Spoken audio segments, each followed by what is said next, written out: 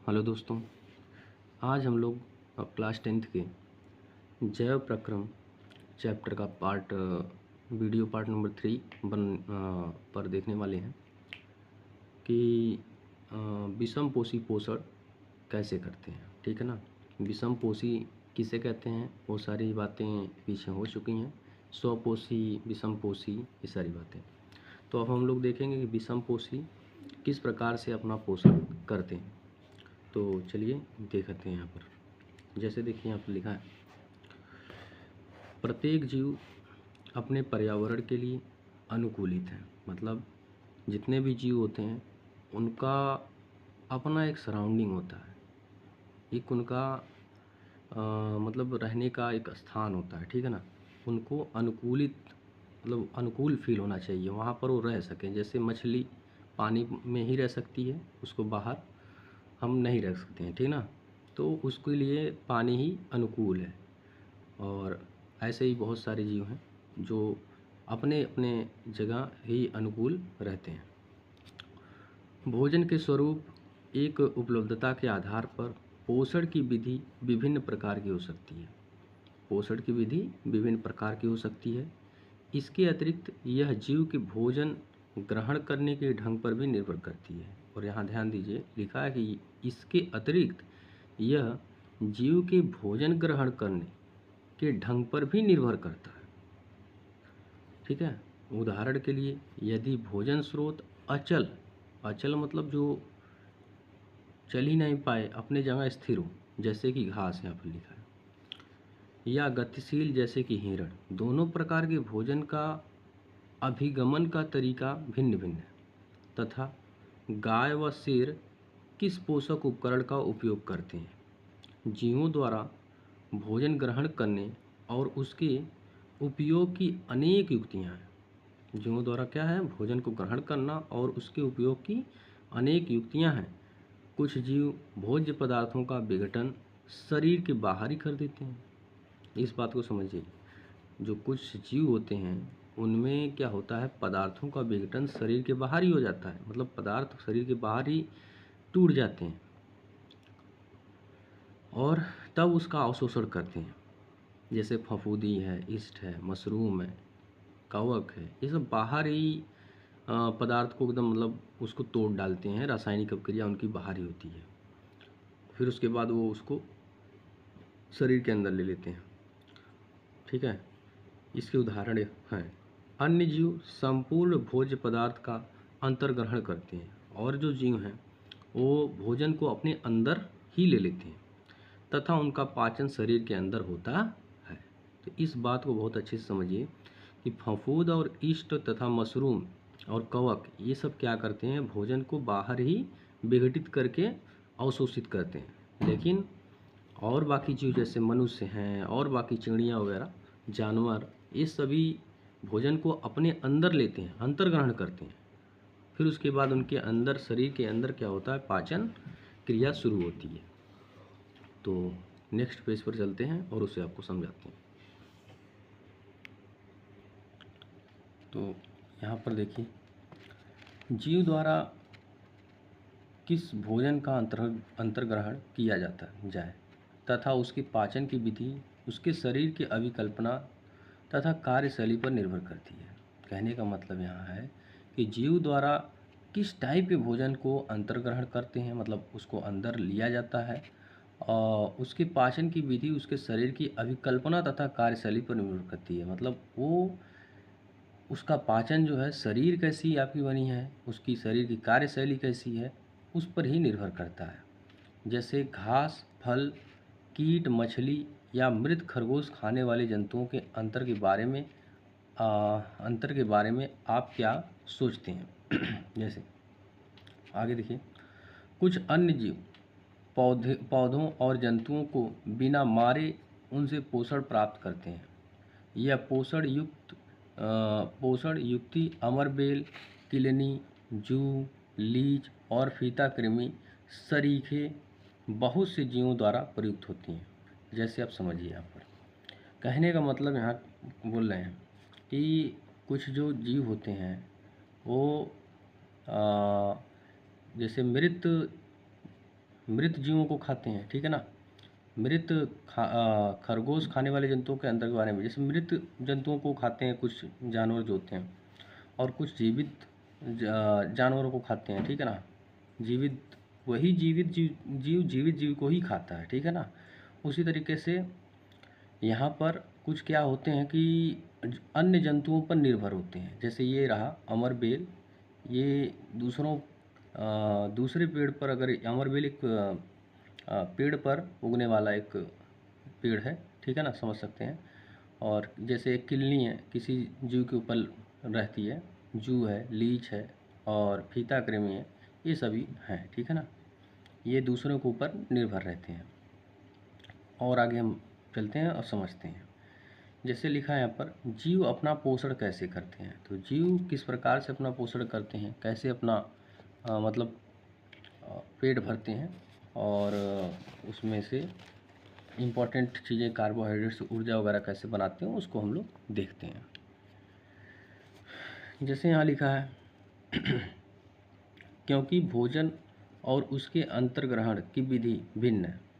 भोजन और उसके अंतर्ग्रहण की विधि भिन्न है, अतः विभिन्न जीवों में पाचन तंत्र भी क्या है, भिन्न है। सभी जीवों में पाचन की जो विधि होती है अलग अलग होती है, ठीक है।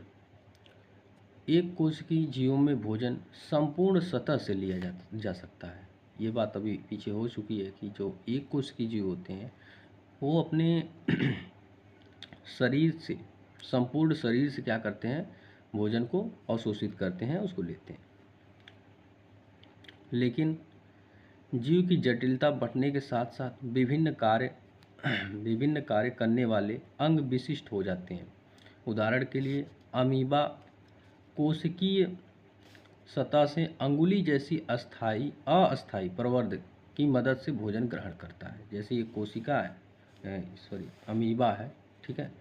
ये जो अमीबा है ये भोजन जैसे यहाँ पर दिखा, खाद्य कण तो अब ये अपने शरीर को इस प्रकार से मतलब करेगा कि उसके अंदर एक कण क्या हो जाए, उससे घिर जाए। जैसे यहाँ पर थोड़ा सा कर लिया ऐसे, फिर धीरे धीरे उसको ये कवर कर लेगा और कवर करके उसको अवशोषित कर लेगा, ठीक है ना। तो इस प्रकार से ये अवशोषित भोजन को ग्रहण करते हैं। आगे देखते हैं। अंगुली जैसी अस्थायी प्रवर्ध की मदद से भोजन ग्रहण करता है। यह प्रवर्ध भोजन के कणों को घेर लेते हैं तथा संगलित होकर खाद्य रिक्तिका बनाते हैं। खाद्य रिक्तिका के अंदर जटिल पदार्थों का विघटन सरल पदार्थों में किया जाता है। उसको घेर के फिर उसके बाद उसके अंदर बहुत सारी एंजाइम्स वगैरह क्रिएट करके उसे विघटित कर देते हैं, ठीक है। फिर उसके बाद उसे पचा लेते हैं और वे कोशिका द्रव्य में विसरित हो जाते हैं। बचा हुआ अपच पदार्थ कोशिका की सतह की ओर गति करता है। जो बच जाता है पदार्थ वो फिर से उसकी सतह से की तरफ बाहर की तरफ आना शुरू कर देता है और उसे वो त्याग देता है। सतह की ओर गति करता है तथा शरीर से बाहर निष्कासित कर दिया जाता है। पैरामीशियम भी एक कोशिकीय जीव है। इसकी कोशिका का एक निश्चित आकार होता है तथा भोजन एक विशिष्ट स्थान से ही ग्रहण किया जाता है। भोजन भी एक विशिष्ट स्थान से क्या किया जाता है, ग्रहण किया जाता है। भोजन इस स्थान तक पश्चाव की गति द्वारा पहुंचता है जो कोशिका की पूरी सतह को ढके होते हैं, जो कोशिका को पूरी सतह को ढके होते हैं, ठीक है ना। आगे बढ़ते हैं, चीज़ों को और समझते हैं। मनुष्य में पोषण। अब मनुष्यों में पोषण किस प्रकार से होता है उसे समझते हैं। यहाँ पर हमने देखा कि जीव कैसे पोषण करते हैं, एक कोशिकीय जीव कैसे पोषण करते हैं। तो यहाँ अमीबा के बारे में आपने देखा कि किस प्रकार से उसने अपना भोजन पोषण किया, ठीक है। अब देखते हैं मनुष्य में पोषण किस प्रकार होता है। आहार नाल मूल रूप से मुंह से गुदा तक विस्तृत एक लंबी नली है। आहार नाल क्या है, मुंह से गुदा तक विस्तृत एक लंबी नली है। 5.6 में हम इस नली के विभिन्न भागों को देख सकते हैं। अभी हम उस चित्र को आपको दिखाएंगे। जो भोजन हमारे शरीर में एक बार प्रविष्ट हो जाता है, उसका क्या होता है, हम यहाँ इस प्रकार प्रक्रम की चर्चा करते हैं। ठीक है, तो चलिए नेक्स्ट पेज पर चलते हैं और आपको सारी चीज़ें समझाते हैं। तो यहाँ देख सकते हैं मानव पाचन तंत्र का चित्र बनाया गया है। ठीक है, ये बहुत इंपॉर्टेंट है, इसे आप बना सकते हैं, एक बार दो बार बना के प्रैक्टिस भी आप कर सकते हैं। ठीक है, देखिए यहाँ से मानव का आहार नाल शुरू होता है मुंह से, यहाँ से आपका भोजन मुख के अंदर जाएगा और दांतों से उसे छोटा छोटा किया जाएगा और जीभ के द्वारा उसे पीछे की तरफ ढकेल के ग्रास नली से या ग्रसिका से होते हुए आपका अमाशय में आएगा। ठीक है, अमाशय से होते हुए ये आपका छोटी आंत में, ये जो क्षुद्रांत लिखा हुआ है, तो इस छोटी आंत में आएगा। ठीक है, छोटी आंत में आने के बाद क्या होगा, धीरे धीरे ये बहुत बड़ी एक तरीके से समझ लीजिए लंबी होती है। ठीक है, नली होती है, जिसके अंदर होते हुए ये फिर आपका बृहदांत जिसे कहते हैं, यानी बड़ी आंत जो है उसमें आएगा। फिर उसके बाद उसमें ये धीरे धीरे जाके स्टोर होगा। ठीक, फिर गुदा द्वार द्वारा इसे बाहर क्या कर दिया जाता है। ठीक है, अपशिष्ट पदार्थों को अब बाहर कर दिया जाता है। इसमें बहुत सारी क्रियाएं होती हैं, उनके बारे में हम पढ़ेंगे और उन्हें समझेंगे। ठीक है, और इन सब बातों को समझ लीजिए। ये डायफ्राम है, इस तरीके से बना हुआ, और ये पित्ताशय है, यहाँ पर देख सकते हैं। यकृत के अंदर ये आपका यकृत है। ठीक है, ये जो भूरा भूरा सा है ये आपका यकृत है। इस यकृत के अंदर क्या है, पित्ताशय है, जिसके अंदर पित्त का भंडार होता है, मतलब उसके अंदर पित्त रस होता है। ठीक है, और पित्त नली उसी को यहाँ से जो सिक्रीट कर रहा था वो पित्त नली हो जाएगी। अग्नाशय यहाँ पर है, ये भी एक प्रकार का ग्लैंड कहने का मतलब ग्रंथि है। ठीक है, एक प्रकार की जो जूस क्रिएट करती है। जूस क्रिएट करने का मतलब लार सैलिवा क्रिएट करते हैं। ठीक है, और यहाँ पर परिशेषिका, जिसे हम लोग बोल सकते हैं कि ये अनयूजुअल एक प्रकार का पार्ट है, तो इसके बारे में भी हम लोग समझेंगे। तो यहाँ से हम लोग शुरू करते हैं और देखते हैं उसके बारे में। ठीक है, चलिए, तो यहाँ लिखा है आप, ठीक है, देखते हैं, पूरी चीज़ें आपको दिखनी चाहिए। चलिए स्टार्ट करते हैं। लिखा है कि हम तरह तरह के भोजन खाते हैं और खाते ही हैं। हम तरह तरह के भोजन खाते हैं जिन्हें उसी भोजन नली से गुजरना होता है, जिन्हें उसी भोजन नली से क्या करना होता है, गुजरना होता है। आप चावल के साथ रोटी खाते हैं और उसी के साथ बहुत सारी आलू है, तो मतलब तरह तरह के उसके अंदर जाते हैं भोजन। तो अलग अलग टाइप के भोजन हमारे मतलब भोजन नली में जाते हैं, तो उसी से होकर गुजरते हैं।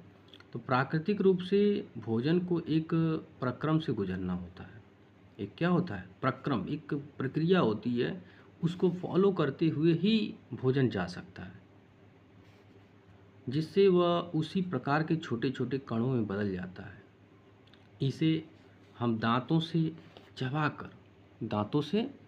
चबाकर पूरा कर लेते हैं, क्योंकि आहार का आस्तर बहुत कोमल होता है। आहार का आस्तर बहुत कोमल होता है, अतः भोजन को गीला किया जाता है ताकि इसका मार्ग आसान हो जाए। जब हम अपनी पसंद का कोई पदार्थ खाते हैं तो हमारे मुंह में पानी आ जाता है, जानते हैं ना, जब कोई अच्छी चीज़ें होती हैं तो हमारे मुंह में क्या आ जाती हैं, पानी आ जाता है। यह वास्तव में केवल जल नहीं है, यह लाल ग्रंथि से, यहाँ पर लाला लिखा हुआ है, मान लीजिए लाला ग्रंथि से निकलने वाला एक रस है, जिसे लाला रस या लार कहते हैं। क्या कहते हैं, लार। जब हम किसी अच्छी चीज़ को देखते हैं जिसके बारे में हमें पहले से ही पता होता है कि ये इतना स्वादिष्ट होती है, तो हमारे मुख में क्या हो जाता है, लार क्रिएट हो जाता है। जिस भोजन को हम खाते हैं उसका दूसरा पहलू उसकी जटिल संरचना है। यदि इसका अवशोषण आहार नाल द्वारा करना है तो इसे छोटे अणुओं में खंडित करना होगा। कहने का मतलब अगर इसको हम लोग क्या करें, किसी भी खाद्य पदार्थ को अगर हम लोग खाएंगे तो उसकी जो संरचना है, तो उसकी संरचना को देखकर उसमें बहुत सारे मतलब उसको खंडित कर, उसके अणुओं को खंडित करना होगा, ठीक है ना, छोटे छोटे अणुओं में उसको खंडित करना होगा। यह काम जैव उत्प्रेरक द्वारा किया जाता है। कौन करता है? जैव उत्प्रेरक करता है, जिन्हें हम एंजाइम्स कहते हैं। क्या कहते हैं? एंजाइम्स। लार में भी एक एंजाइम होता है, यहीं से आप ध्यान दीजिएगा कि लार में एक एंजाइम होता है जिसे लार एमाइलेस कहते हैं। यहाँ एमिलेस लिखा है, एमाइलेस बोलते हैं, कहते हैं। यह मंड जटिल अणु को सरल शर्करा में खंडित कर देता है। ध्यान दीजिए, यह मंड जटिल अणु को, जब हम लोग किसी भोजन को लेते हैं तो मंड के रूप में रहता है, तो फिर उसे शर्करा में, ये सरल शर्करा में खंडित कर देता है। भोजन को चबाने के दौरान पेशीय जिह्वा भोजन को लार के साथ पूरी तरह मिला देती है। ये जो पेशीय जिह्वा होती है वो भोजन को एकदम एक में मिला देती है, ठीक है। फिर समझ लीजिए, तो जो भोजन को खंडित करने का कार्य करते हैं उन्हें हम लोग एंजाइम्स कहते हैं। और यही एंजाइम्स, जिसे लार एमाइलेस कहते हैं, यह मंड जटिल अणु को सरल शर्करा में खंडित कर देता है। मंड जटिल अणु को सरल शर्करा में खंडित कर देता है। भोजन को चबाने के दौरान पेशी जो जिह्वा होती है वो लार के साथ पूरी तरह मिला देती है। आहार नली के हर भाग में भोजन की नियमित रूप से गति उसके सही ढंग से प्रक्रमित होने के लिए आवश्यक है।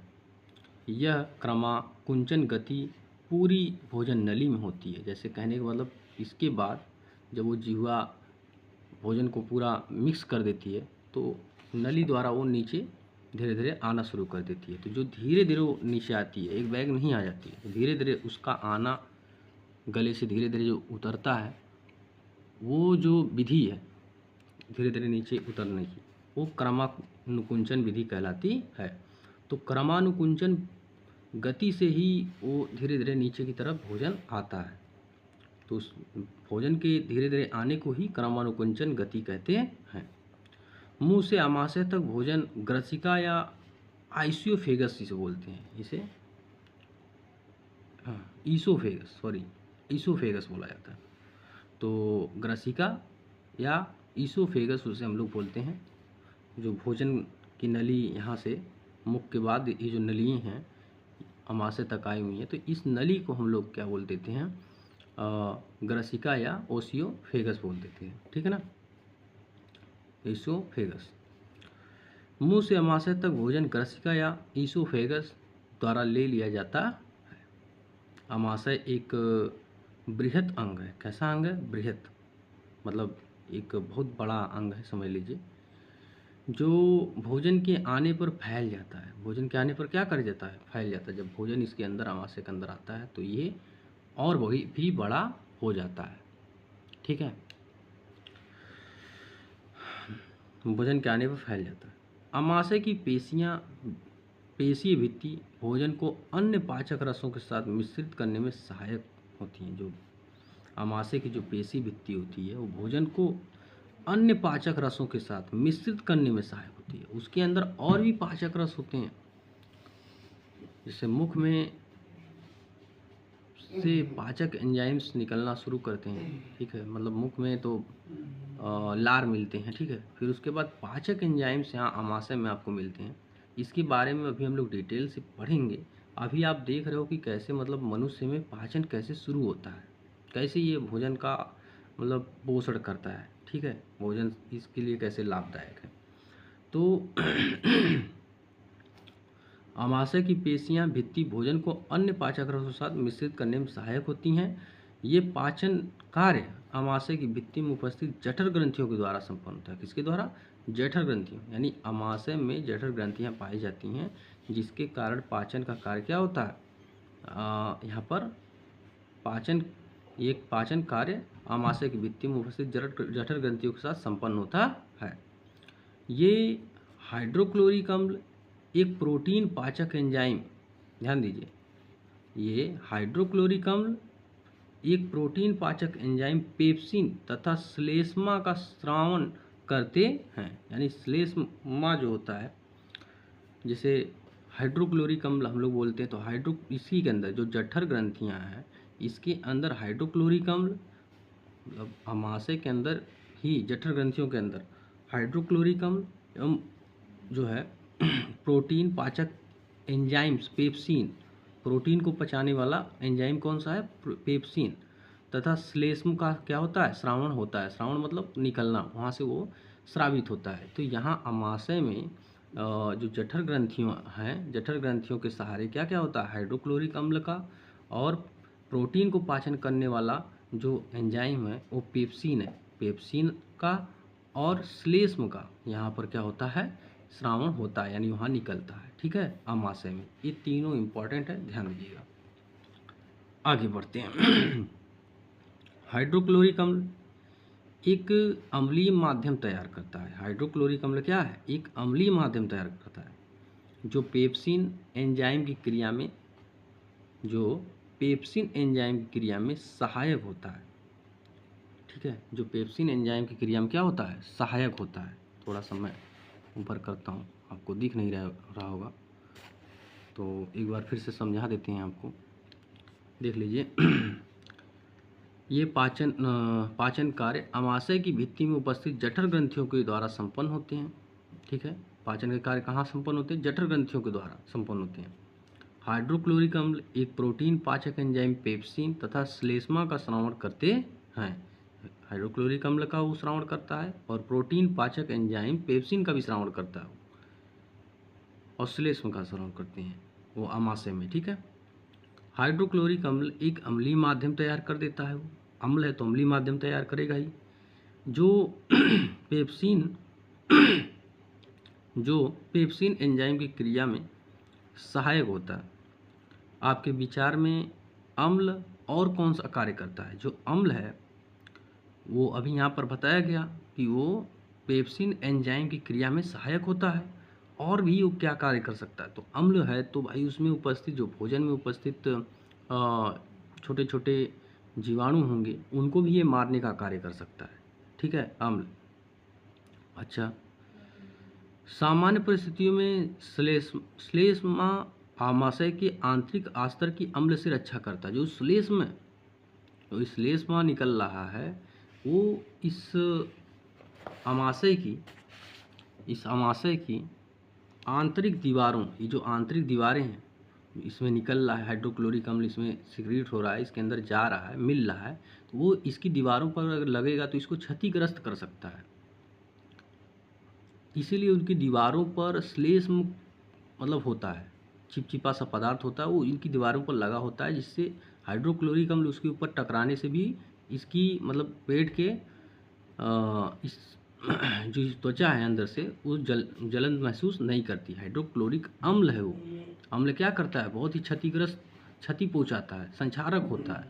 वो बातें पहले हो चुकी हैं, जला देगा हर एक चीज़ को। तो यहाँ जला नहीं पा रहा क्योंकि इसके ऊपर श्लेष्म है और वो उसका पीएच भी थोड़ा सा ज़्यादा है, 1 यहाँ पर 4 मिलता है, और पीएच अगर 0 होगा तो बहुत ही हार्ड अम्ल हो जाता है हाइड्रोक्लोरिक अम्ल। तो ये यहाँ पर आपको कम मतलब अम्लता का मिल रहा है, थोड़ा सा तनु मान लीजिए हाइड्रोक्लोरिक अम्ल है। ठीक है, तो इसलिए ये हमारे आमाशय को क्षतिग्रस्त नहीं कर पाता है। आगे हम लोग समझते हैं। तो यहाँ तक चीज़ें आपको हमने समझाई। हाइड्रोक्लोरिक अम्ल एक अम्लीय माध्यम तैयार कर देता है जो पेप्सिन एंजाइम की क्रिया में क्या करता है, सहायक होता है। आपके विचार में अम्ल और कौन सा कार्य करता है, तो हमने बताया उसमें उपस्थित जीवाणुओं को भी ये मारने का कार्य करता है। सामान्य परिस्थितियों में श्लेष्मा आमाशय के आंतरिक स्तर की अम्ल से रक्षा करता है। तो जो श्लेष्मा होता है वो आमाशय की आंतरिक स्तर को क्या करता है, अम्ल से रक्षा करता है। हमने बहुधा वयस्कों को एसिडिटी अथवा अम्लता की शिकायत करते सुना है। जैसे कहने का मतलब बहुत से लोग बोलते हैं कि हमें एसिडिटी हो गई है या वो अम्ल से पीड़ित होते हैं। उनको बहुत ही जैसे जलन सा महसूस होता है पेट के अंदर। तो क्या इसका संबंध उपरोक्त वर्णित विषय से तो नहीं है? कहने का मतलब इसी चीज़ से, इसी हाइड्रोक्लोरिक अम्ल से तो नहीं उनको जलन सा महसूस हो रहा है? तो बात सही है कि इसी से हो रहा है, कभी बहुत बार केस में इसी से होता है। तो क्या होता है कि अम्ल को काटने के लिए हम लोग क्या करते हैं, क्षार को पीते हैं। क्षारीय चीज़ जो झाग उत्पन्न करता हो उनको हम लोग क्या करते हैं, तुरंत ग्रहण करते हैं, जिससे हमें क्या होता है, वो उस अम्ल और ये जाके क्षार दोनों रिएक्शन करते हैं तो लवण और क्या बन जाता है, जल, जिससे हमें राहत महसूस होती है। तो यहाँ पर देखते हैं आगे। तो ये कह रहे हैं क्या उपरोक्त विषय से तो नहीं है? तो हाँ, इसी से संबंधित बातें हैं। आमाशय से भोजन अब क्षुद्रांत में प्रवेश करता है। आमाशय से भोजन अब कहाँ जाता है, क्षुद्रांत में। आमाशय, आमाशय से फिर छोटी आंत में, जिसे क्षुद्रांत बोला जाता है। यह अवरोधनी पेशी द्वारा नियंत्रित होता है। अवरोधनी पेशी द्वारा मतलब हर एक जॉइंट, जैसे आमाशय है, आमाशय के बाद यहाँ जॉइंट मतलब समझ लीजिए एक तरीके से, तो वहाँ अवरोधनी होता है, मतलब अवरोध लगा होता है। ये नहीं कि भोजन हमेशा मतलब यहाँ आगे बढ़ जाने के बाद फिर पीछे चला जाए, ऐसा नहीं होता। वहाँ पर स्पिंक्टर लगे होते हैं, मतलब अवरोधनी लगा होता है, वो उसको आगे तो जाने देगा लेकिन पीछे नहीं जाने देता है। तो वही कार्य यहाँ पर बता रहे हैं कि आमाशय से भोजन अब क्षुद्रांत में प्रवेश करता है, यह अवरोधनी पेशी द्वारा नियंत्रित होता है। क्षुद्रांत आहार नाल का सबसे लंबा भाग है, इस बात पे भी ध्यान दीजिए, बहुत बार क्वेश्चन बन चुका है। ये जो छोटी आंत है क्षुद्रांत सबसे बड़ा है, ठीक है। आहार नाल का सबसे लंबा भाग यही है। अत्यंत कुंडलित होने के कारण यह संहत स्थान में अवस्थित होती है, मतलब बहुत ज़्यादा ये उसी जगह मतलब घुमा रहता है, बहुत ज़्यादा कई फेरों में घुमा रहता है, इसलिए वो कुंडलित बोल रहा है उसी में। तो उसी में बहुत फेरे लगा के उसी में रहता है, जिससे वो उस पता नहीं चलता कि वो ज़्यादा लंबा है, लेकिन वो बहुत ही लंबा है, ठीक है ना। लगभग लगभग बताया जाता है कि 6 से 7, ठीक है, बुकों में लिखा रहता है, मीटर तक होता है वो, ठीक है। तो चलते हैं, आगे बढ़ते हैं। हाँ। विभिन्न जंतुओं में क्षुद्रांत की लंबाई उनके भोजन के प्रकार के अनुसार अलग अलग होती है। कह रहे हैं कि और भी जो जीव होते हैं उनके अंदर जो ये क्षुद्रांत होता है, उनके भोजन के अकॉर्डिंग उनका मतलब लंबाई होती है क्षुद्रांत की। जो वो जैसा भोजन ग्रहण करते हैं उसी प्रकार उनका मतलब क्षुद्रांत होता है। जैसे मनुष्यों में बहुत लंबा होता है, आप देखे हैं। क्षुद्रांत की लंबाई उनके भोजन के प्रकार के अनुसार अलग अलग होती है। घास खाने वाले शाकाहारी का सेल्यूलोज पचाने के लिए लंबी क्षुद्रांत की आवश्यकता होती है। देख रहे हैं ना, घास खाने वाले जो शाकाहारी हैं, उनके जो सेल्यूलोज होते हैं, उस सेल्यूलोज जो घास से मिलते हैं, उनको पचाने के लिए उन्हें लंबी क्षुद्रांत की आवश्यकता होती है। लेकिन वहीं मांस खाने वाला जो सरल, मांस का पाचन सरल है, अतः बाघ जैसे मांसाहारी की क्षुद्रांत छोटी होती है, ठीक है। तो यहाँ आप समझ सकते हैं कि जो छोटी आंत अब किस में पाया जाते हैं, किस में बड़ा। तो जो घास वगैरह खाते हैं तो सेल्यूलोज उनके अंदर क्रिएट होता है और उसे पचाने के लिए उन्हें लंबी क्षुद्रांत की आवश्यकता होती है। लेकिन जो मांस वगैरह खाते हैं तो उनके अंदर छोटी क्षुद्रांत की आवश्यकता होती है, जिससे वो पाचन जल्दी कर पाते हैं। तो अब हम लोग चलते हैं, मिलेंगे नेक्स्ट वीडियो में, ठीक है। तो